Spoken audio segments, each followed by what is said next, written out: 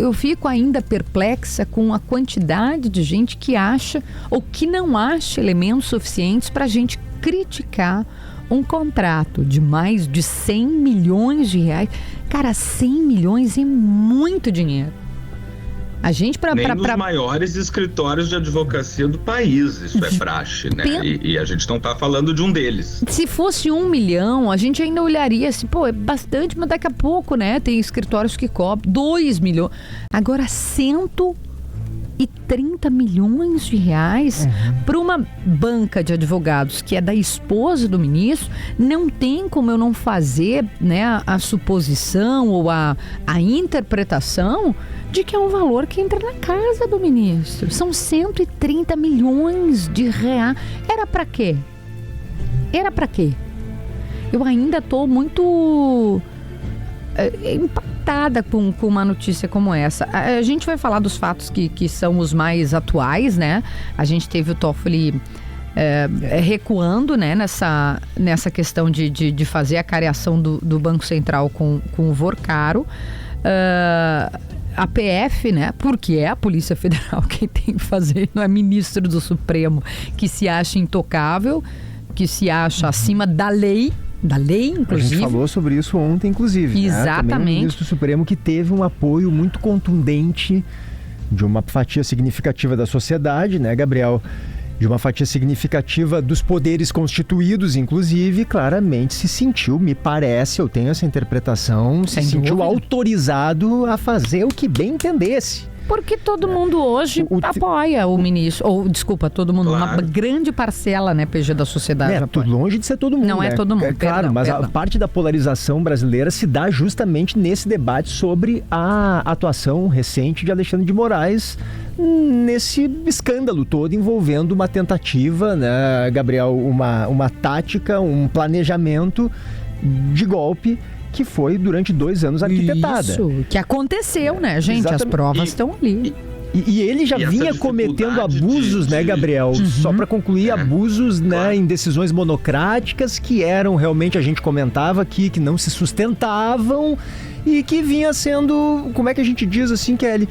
Toleradas. Por conta do conjunto de defesa da democracia. Exatamente. O que aconteceu? Bom, ele parece ter ganho uma carta branca para fazer tudo. Vai lá, Gabriel. A grande crítica contra a Operação Lava Jato, inclusive, né? Dizia-se que para combater a corrupção, a justiça não podia usar de métodos corruptos. E é uma crítica absolutamente válida, né? Só que nesse caso parece que as coisas não são assim. E é muito impressionante, porque essa defesa intransigente de um ministro, né, que sequer eleito então não, é muito esquisito que um ministro do Supremo tenha um apoio popular tão grande, para manter uma suposta coerência, mas que no fim das contas acaba bitolando as pessoas, né? Porque diante de fatos novos, é importante que a gente se permita eventualmente mudar de opinião também, né? Isso é evolução. E não blinda ninguém, né? O fato de ter feito uma defesa, um julgamento que entrou para a história do país, que rompe uma tradição de impunibilidade, né? De como que a gente chama, me fugiu a palavra, de permissividade, a não punição de quem comete golpe de Estado. Mérito, claro. Fez trabalho correto. Acertou. Com excessos, a gente fala de mérito. Bom, mas acertou mais de uma vez. As pessoas não vão se sentir, ou pelo menos pensarão 2 vezes em dar um golpe de Estado, né? Isso são assuntos diferentes. Exato. Aí se o cara faz uma defesa dessa, correta, na minha opinião, tá autorizado a fazer o que quiser? Tá autorizado a fechar contrato com um banqueiro mais do que enrolado, encalacrado, né? Que fugiu, que um banco que quase foi adquirido pelo BRB, pelo Banco de Brasília, dinheiro público. É assim, de uma coisa que não me entra na cabeça. A leniência, o concordar ou aceitar passividade com um contrato. Não é de 1, não é de 2, não é de 3 milhões, não é de 10 milhões, não é de 50, é de 130 milhões de reais. E aí, Gabriel, vou passar para ti porque eu te ouvi no Macedo, a Procuradoria dizendo que não é ilícito, talvez do ponto de vista estritamente legal, mas o que é isso? O que é isso? E não faz sentido, Kelly, porque a função da Procuradoria-Geral da República justamente é de investigar, de procurar os indícios concretos a partir de alguma suspeita, né? Então, quando o Gonê, o Procurador-Geral da República, ele sequer abre uma investigação, o gosto que fica é muito amargo, porque fica com uma cara de blindagem, com cheiro de blindagem, com gosto de blindagem, não estou dizendo que é blindagem. Agora, assim, se ele abrisse a investigação e aí sim não encontrasse indícios robustos, seria outro papo, mas não abrir a investigação, e além de tudo é contraditório também, né? Eu estava dando uma escrolada nas redes sociais, eu vi o Felipe Moura Brasil lembrou que 2 anos atrás, essa mesma Procuradoria-Geral da República, que hoje não vê indícios de impropriedades, né, na conduta do ministro do Supremo, diante de tudo que a gente vem sabendo aí nas últimas semanas, a PGR denunciou e pediu a prisão preventiva de um senador da República porque ele fez um comentário irônico sobre um ministro do Supremo numa festa junina. Não é possível que tenha gente que aplauda isso. É uma mudança de postura muito contundente, né, em 2 anos. O deputado Marcel Van Hatten, você pode concordar ou discordar, não precisa ter nenhuma afinidade ideológica. Teve investigação, delegado da Polícia Federal. Investigar, porque ele usou a tribuna, que aliás tem imunidade de parlamentar, uma investigação, porque o cara falou. Uma coisa. Por investigação da Polícia Federal. Mas o que é isso? É contraditório, no mínimo. E de novo, atacar jornalista. Aliás, eu nem vou entrar nesse mérito. Eu não vou entrar no ataque a jornalista de novo. Ontem a gente já fez uma defesa do trabalho jornalístico e surpreende que são de grupos, que é de grupo que apoia a liberdade de imprensa, que apoia a democracia, correto? E que aí, quando é contra o seu, porque veja bem, porque, né, porque que não apresentou a fonte. Olha, gente, assim, do histórico da Manu Gaspar, de tudo que produziu, né, do livro da Odebrecht, do livro do Eike Batista, tem muito lastro. Ouviu muita gente. Que noticiou há 30 minutos que já há um novo pedido para a Procuradoria-Geral da República para investigar essa história. Às vezes a pressão também popular pode ajudar a mudar esse rumo, né? Assim como foi com esse recuo do ministro Dias Toffoli sobre aquela cariação que nunca se viu antes na história do país.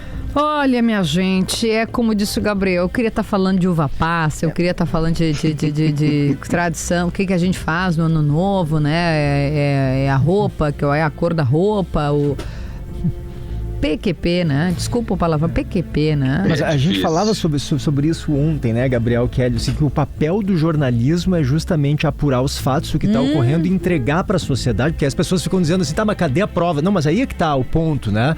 O jornalismo, ele não tem instrumentos, Kelly, legais para, por exemplo, pedir quebra de sigilo telefônico de ninguém. Não tem e nem tem que ter. Esse é o papel da justiça. Então o jornalismo entrega, ele mostra que há indícios e aí, a partir daí, espera-se que as instituições responsáveis, inclusive por produzir as provas, que o jornalismo está mostrando que tem indícios, no caso da Manu Gaspar, que elas entrem em cena. É isso que se espera, né? É para isso, inclusive, que serve o jornalismo. O jornalismo denuncia, né? E as provas são produzidas, Kelly, a partir do processo judicial que vai se estabelecer logo adiante. Eu sempre menciono aqui o caso Watergate, né, Gabriel? Que é a maior investigação jornalística do século XX, não há dúvida sobre isso, e que eles passaram 2 anos publicando matérias sem o que se convencionou chamar de prova, né? De alguém dizendo em on que tinha algo ocorrendo ali naquele como é que a gente chama? O lugar ali onde os democratas conversavam, que estavam sendo espionados pelo governo Nixon, né? Que depois o presidente da República cai, é derrubado por causa disso. Ou seja, tudo que o jornalismo mostrou, de fato se mostrou mais adiante verdadeiro a partir das provas que foram constituídas aí sim pelos poderes que são constituídos, que são estabelecidos para isso, para formular provas. Só que o que acontece agora? O jornalismo mostra fatos, Kelly, que são praticamente inquestionáveis e a Procuradoria-Geral da República engaveta. O que ele está dizendo, né? Ele está dizendo para o país, o Paulo Gonê, qual é o grau de tolerância institucional que se tem com esse tipo de conduta. Que é inaceitável. É inaceitável. De quem é o praticante, né, PG?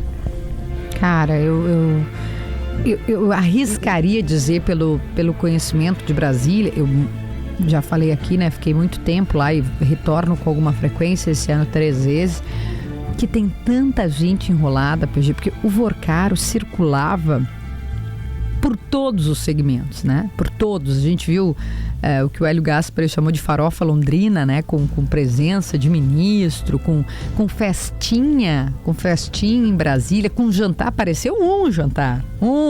Só teve aquele que eles conversaram sobre novela, sobre Vale Tudo. Eu arrisco a dizer que tem mais, né? E como todo mundo tem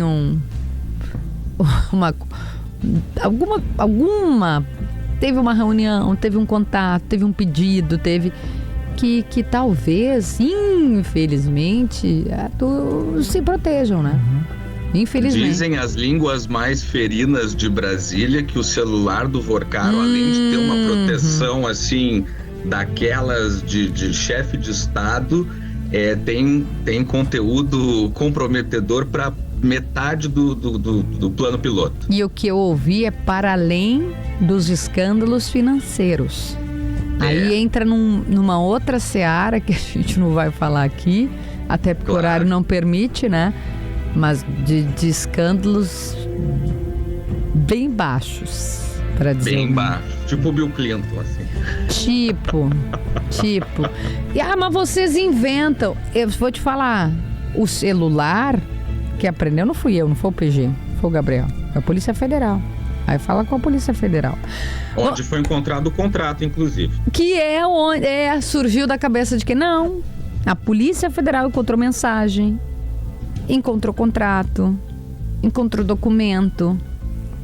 Prova, como disse o PG, as instituições. É Polícia Federal. E aí, te ouvindo, PG, eu gosto muito de uma frase do ministro que está na linha com a gente, que ele diz: tempos estranhos, Kelly. Ele diz tempos estranhos. Né, ministro, eu não sei se essa palavra ela dá conta do que a gente está vivendo, porque 130 milhões de reais, eu acho, eu vou trabalhar minha vida inteira aqui e não vou chegar em 10% disso. O senhor acha que eu estou sendo ingênua, ficar perplexa com esse tipo de conduta que vem acontecendo? Ministro Marco Aurélio, obrigada mais uma vez. É uma alegria quando o senhor vem aqui, ainda que o tema seja duro. Bom dia. Bom dia, uma satisfação enorme falar aos gaúchos e conversar com você e trocar ideias com absoluta espontaneidade. Isso é que é importante na vida.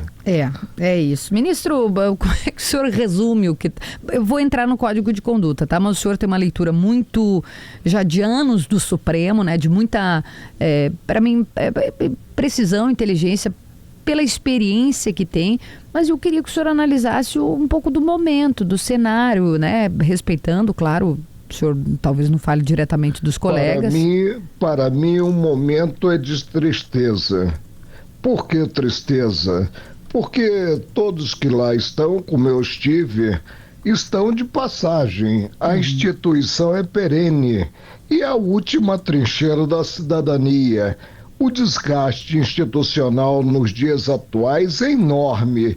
Isso gera, para mim que estive na bancada durante 31 anos, dando o melhor, ou seja, atuando com pureza d'alma, gera uma tristeza enorme em termos de Supremo.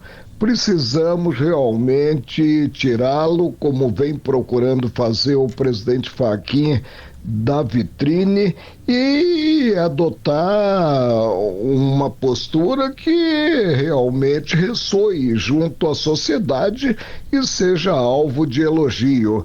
Tudo que está no contexto é algo estarrecedor. Eu jamais imaginei que pudesse haver contrato de honorários, né? Nesse importe de 130 e tantos milhões, né? 3 milhões e tanto por mês.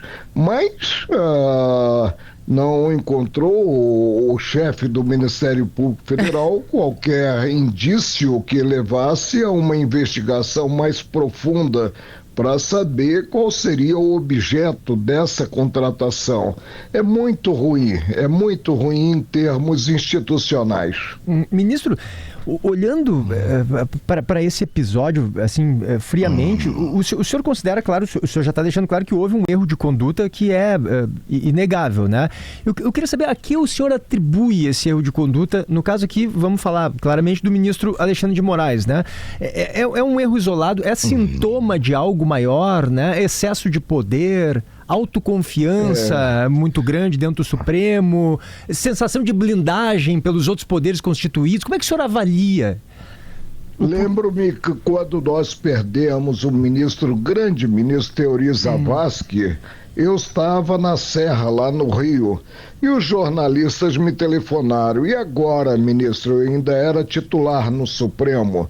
Eu disse, agora o presidente Temer tem um homem talhado para o cargo. Ele é professor universitário, integrou o Ministério Público, foi secretário de Segurança Pública do prefeito Kassab, do governador Geraldo Alckmin e é ministro da Justiça. Agora, o que eu penso é que ele vem errando a mão e não compreendo essa competência arvorada do Supremo para julgar cidadãos comuns, para julgar ex-detentores.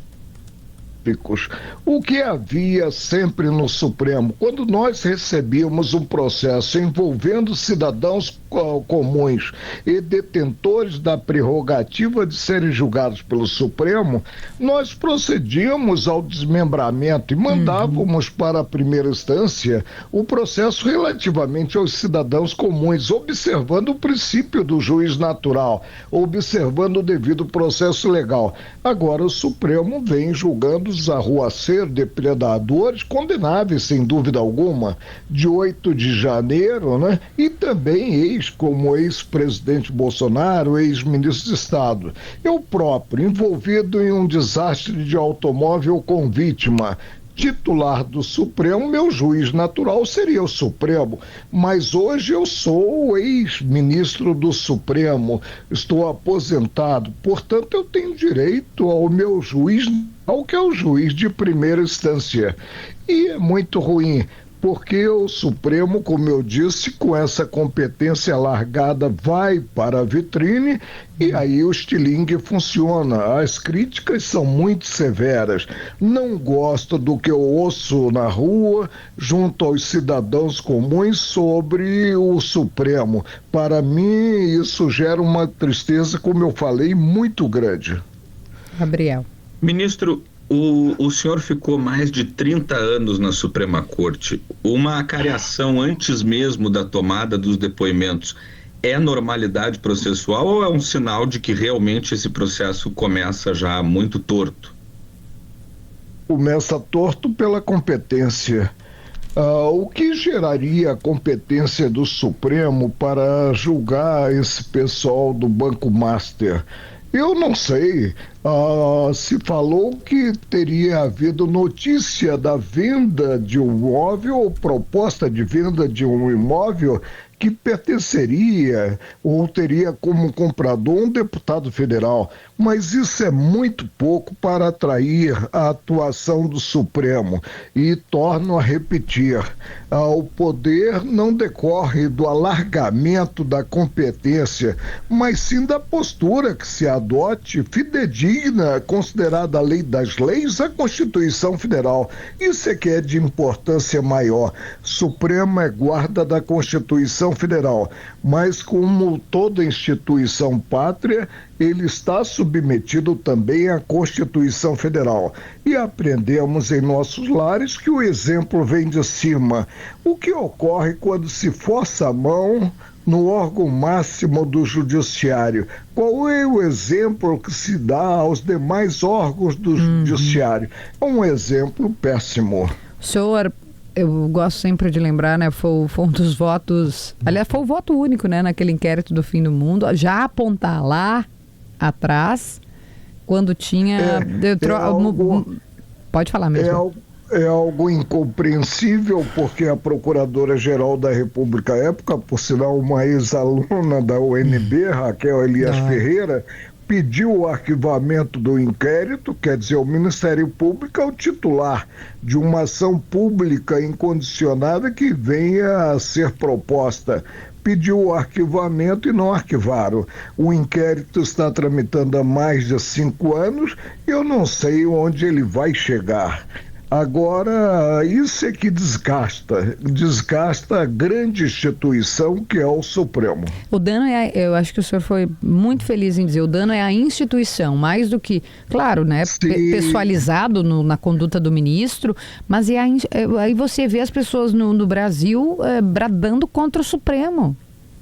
É muito ruim. Quando eu saio, vou ao mercado, vou à farmácia e as pessoas me reconhecem e ministro, o senhor está fazendo muita falta. Eu disse, senhor, falta? Eu estive lá durante 31 anos, dei o melhor de mim e atuei buscando implementar a almejada justiça. Hoje eu sou um espectador, mas um espectador triste com o que eu vejo. Ministro, o que esse código de conduta proposto pelo presidente Fachin, na avaliação do senhor, precisaria de fato moralizar e proibir?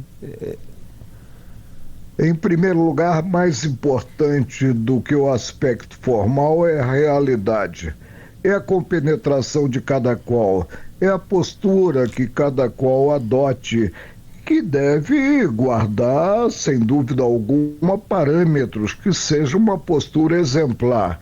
Em segundo lugar, né, o que nós presumimos é que o código será observado e será observado também no âmbito da magistratura em geral. Nós temos a lei orgânica da magistratura que já fixa aspectos, mas de nada adianta potencializar-se o formal e não ter-se o conteúdo, não ter-se a realidade, não ter-se a postura, não ter-se a ética que se aguarda de quem integra um tribunal. Ministro, o senhor sempre defendeu muito, é um defensor intransigente da sobriedade do Supremo. O senhor vê que hoje a gente tem um problema de corporativismo na corte maior do que nos últimos anos? Tem uma cultura de proteção mútua? E se sim, como a gente pode quebrar isso sem cair numa guerra institucional, né? Eu encontrei no Supremo, quando eu cheguei, a velha guarda. E essa velha guarda tinha uma postura, e uma postura de absoluta independência. Quando nós imaginamos colegiado, nós imaginamos contribuições diversificadas nesse colegiado. Os integrantes do colegiado complementam-se mutuamente e não há por que ter-se grupos formados e muito menos a ótica voltada a proteger este ou aquele integrante, por maior que seja a proteção que ele esteja a requerer nos dias atuais. O que está no contexto é muito ruim. Os integrantes hoje não conseguem conviver, não conseguem ter uma vida em sociedade normal. Praticamente a cidadania, saem com um batalhão de seguranças. Eu estive lá durante 31 anos, 42 em colegiado julgador, jamais fui hostilizado por um concidadão. Ao contrário, me viam com o maior respeito possível.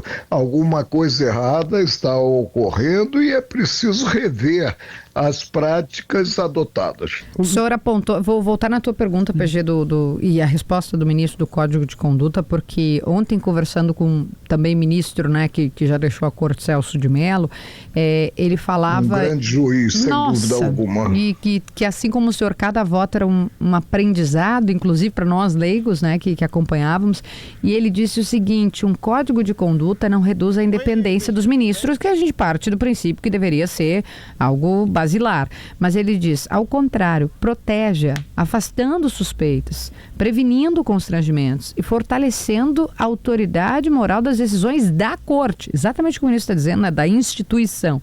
Em tempos de desinformação, polarização e descrédito institucional, a transparência é virtude que reforça pilares republicanos. Não Não basta ser imparcial, é preciso ser imparcial e também parecer imparcial. A justiça não se sustenta no prestígio pessoal de seus julgadores, mas na confiança pública, exatamente o que o senhor disse, que inspira. Então eu queria lhe ouvir um pouquinho mais sobre o Código de Conduta, o senhor que é um dos ministros, né, que já deixaram a corte, que apoia. O que o senhor diz sobre essa iniciativa do ministro Fachin?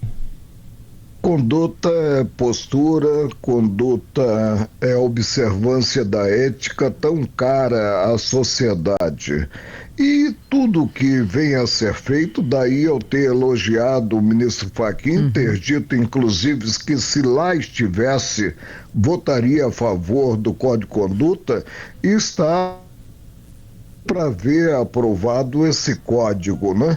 E acredito que ele já teve uma virtude enorme, que foi buscar tirar um pouco o Supremo da vitrine e aí atuar.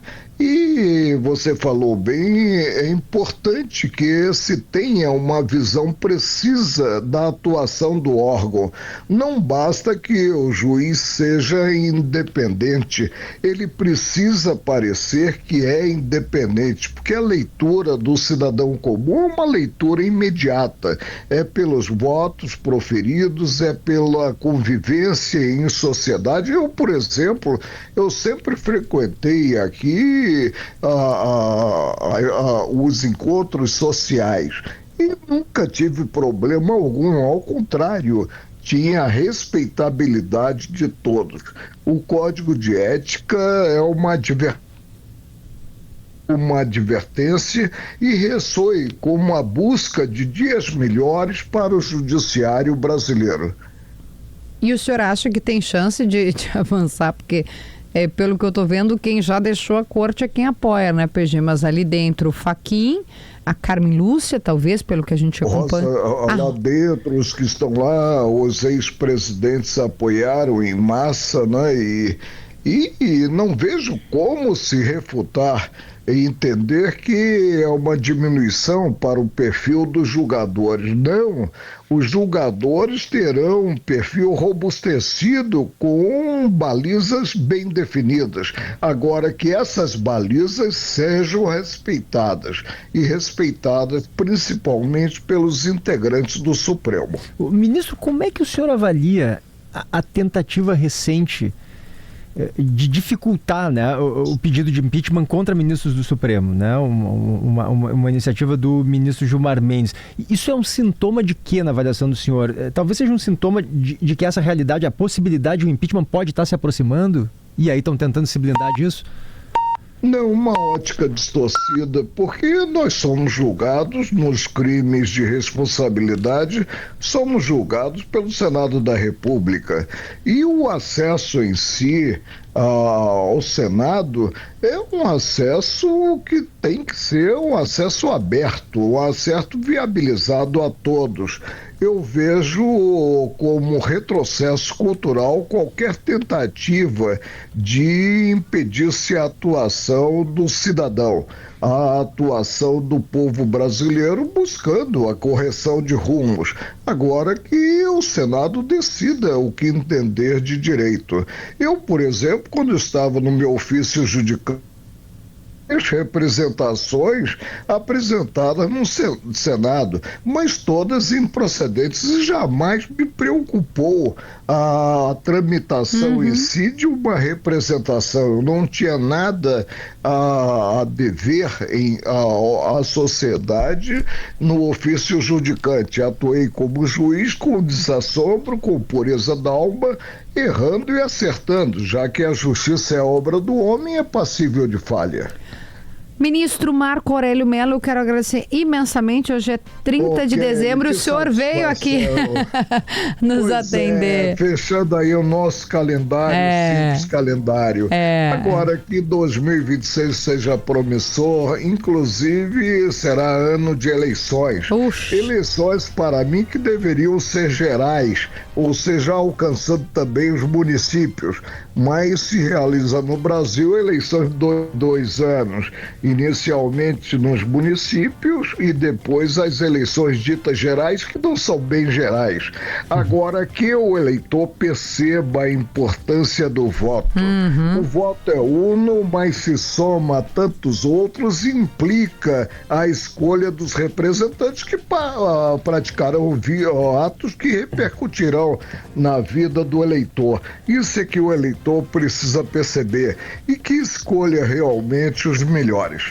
Agora o senhor falou eleição geral, agora geral mesmo é o Flamengo, né? Campeonato Carioca, Supercopa do Brasil, Copa Libertadores, Sim. Campeonato Brasileiro. Então há alguma alegria?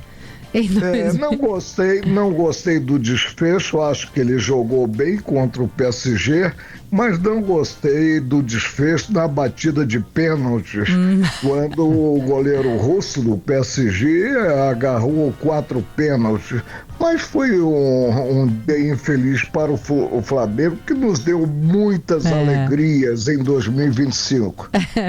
Ministro, beijo, obrigada, bom trabalho. Olha, Kelly, meus cumprimentos pelo serviço de utilidade pública que vocês tão bem prestam aos gaúchos. Obrigada, ministro, obrigada. Sempre muito gentil, didático e com essa eloquência e inteligência que contribui aqui. Bondade sua. Você levanta uma bola maravilhosa, aí é fácil chutar gol. 10h48, nosso grande ministro Marco Aurélio aqui, né, falando que a gente precisa falar aqui. É duro o tema, mas é necessário, relevante e importante para uma reflexão. A gente vai para o intervalo.